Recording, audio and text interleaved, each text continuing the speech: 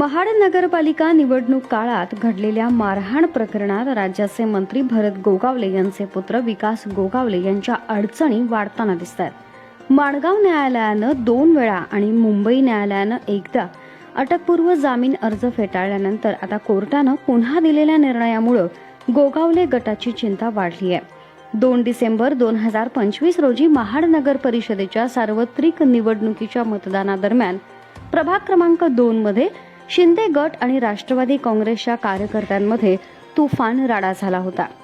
यावेळी विकास गोगावले आणि शिंदे गटाच्या पदाधिकाऱ्यांनी राष्ट्रवादीच्या पदाधिकाऱ्यांवर हल्ला केल्याचा आरोप करण्यात आला होता।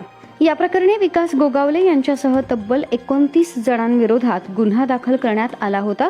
मात्र गुन्हा दाखल झाल्यापासून सर्व आरोपी फरार असून विकास गोगावले गेल्या 24 दिवसांपासून पोलिसांना गुंगारा देत असल्याची माहिती आहे।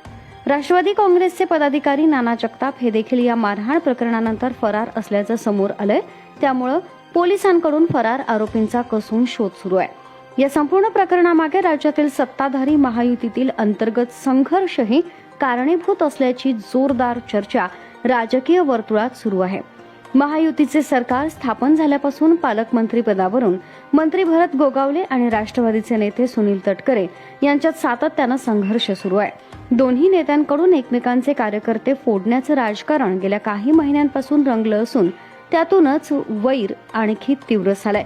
या राजकीय तणावाचा उद्रेक थेट मतदानाच्या दिवशी रस्त्यावर झालेल्या हाणामारीत पाहायला मिळाला। दोन्ही गटांकडून परस्पर विरोधी गुन्हे दाखल करण्यात आले असले तरी कोर्टानं अटकपूर्व जामीन नाकारल्यानंतर आरोपींचे फरार होणे अनेक प्रश्न निर्माण करत आहे। दरम्यान विकास गोगावले गायब असल्याच्या चर्चांमुळे महाडच्या राजकारणात नव्या चर्चांना उधाण आलं असून पुढील काळात हे प्रकरण मंत्री गोगावले यांच्यासाठी राजकीय डोकेदुखी ठरण्याची शक्यता वर्तवली जाते आहे।